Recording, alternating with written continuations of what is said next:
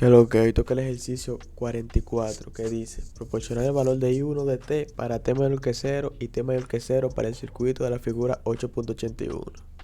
Entonces empezamos analizando en t menor que 0. Sabemos que para t menor que 0 el capacitor se va a volver un circuito abierto.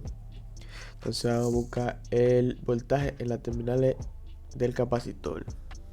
¿Sí o no? Aquí tenemos un nodo y tenemos dos mallas, entonces nos conviene más hacer un análisis nodal.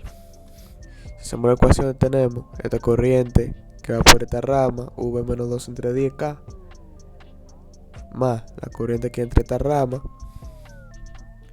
más la corriente que hay entre esta rama, que ya sabemos que es 0.6 y 1, pero como va en el sentido opuesto, como va entrando, la ponemos negativa, ponemos que ese sumatorio es igual a 0. Entonces sabemos que I1 es esta corriente de aquí, que el voltaje del nodo entre 20.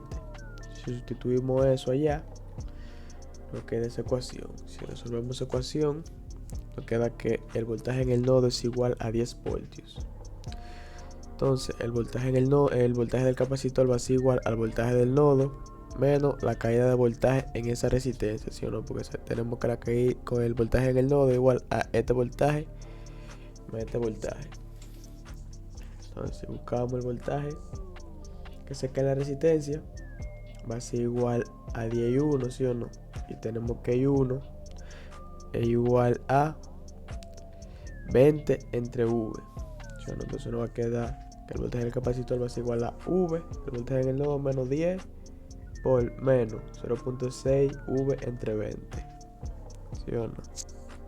Sustituimos los valores y hacemos la operación, tenemos que el voltaje del capacitor va a ser igual a 13 voltios. Y la corriente en la resistencia para 0 más va a ser igual V entre 20 y entre 20 0.5 amperios. Entonces ahora analizamos en t igual a 0 más. Si o no, en t igual a 0 más el interruptor se abre.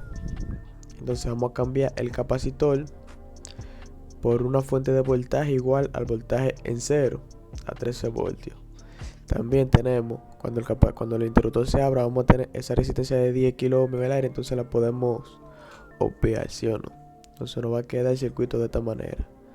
Como dijimos, la resistencia de 10K se queda en el aire, entonces la quitamos y cambiamos el capacitor por una fuente de voltaje de V0, en este caso 13 voltios, y buscamos I0. Como ya tenemos el voltaje aquí en este nodo, la corriente va a ser igual al voltaje de 13 entre 30 kilo ohmios, lo que nos va a dar una corriente de 0.43 amperios. En t igual a infinito, el capacitor se vuelve a abrir, ¿sí o no?